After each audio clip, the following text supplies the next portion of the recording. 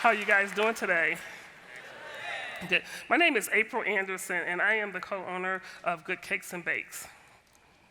I am a proud Detroiter, born and raised in Detroit. I want to unbox, thank you, I want to unbox some of these boxes that I boxed myself in my life. That's a lot of boxes right there, right? So the first box is, I was born a dark-skinned black girl. That might not be bad for some people, but for me it was bad. I grew up hating my skin. I hated looking in mirrors, I hated taking pictures, and I realized when I was writing this that I hated summer because I hated getting dark in the summer. I loved winter because I liked getting lighter in the wintertime. That's a lot for a young girl to have to deal with, right? So that's one box. Then, when I was 12 years old, I went to my mother and I told her I think I'm gay.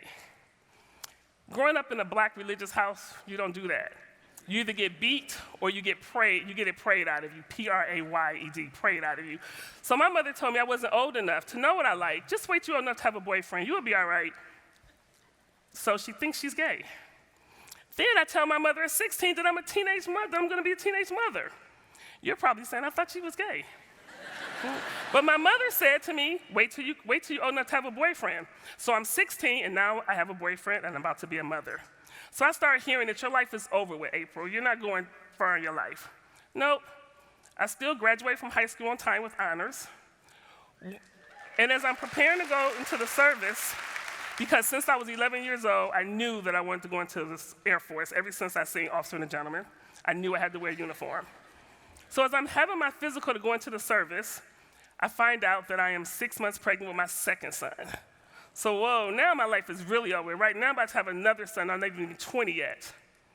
Nope, I decided I'm gonna go to college. So my mother takes my son so I can go away to college. I go down to Atlanta, the mecca of blackness, to Spelman College. Then I come home and I go to the University of Michigan, Ann Arbor.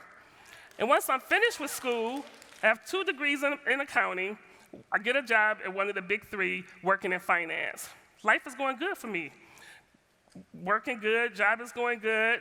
I've always been good at math and always thought I was smarter than other people. So I ended up in prison. So now I'm a convicted felon. So just think about this. Now I'm a convicted felon. So people are really saying my life is over with, right? So after doing 19 months in prison for embezzlement, I come home. People like, yeah, she's had too many breaks, too many blessings. She's not going far. So I get another job in finance. Life is going good for me. New car, new house. Things are going good for me and my kids. I'm in a new relationship, turns out to be the relationship from hell. So then, after that, I get out the relationship, but I'm always sad. I'm crying all the time. I just don't know why I'm sad. One day I started crying, couldn't stop crying for 4 days. My mother takes me to the hospital, and now I'm diagnosed with a mental illness. So whoa, here's another box, here's another label. Now I have a mental illness.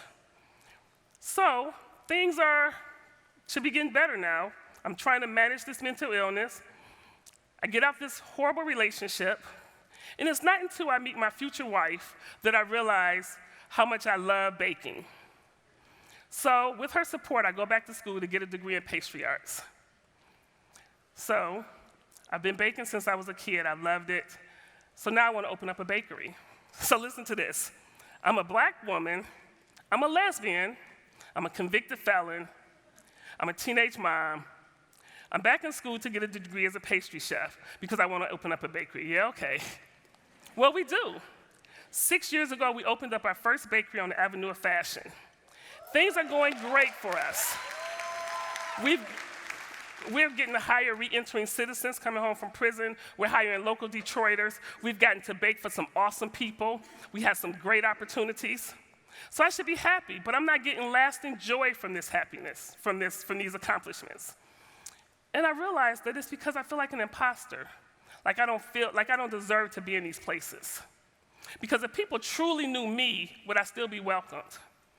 And if I compare this to, so why now? So if I compare this to baking, it's like when I give you one of our vegan brownies, but I don't tell you that they're vegan.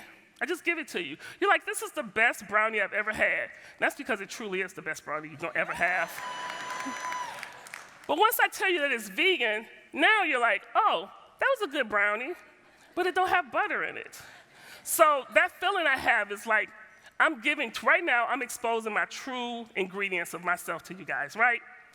I hope it doesn't take away from my success story. Hope it doesn't take away from my accomplishments.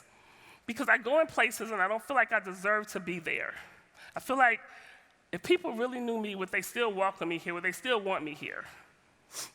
And I don't know. So today, I'm unpacking these boxes for you guys.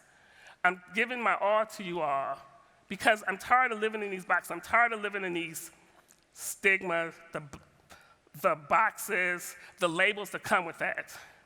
I'm tired of it. I really need to be happy, and the only way I feel like I'm gonna be happy is if I give my complete self and go from there.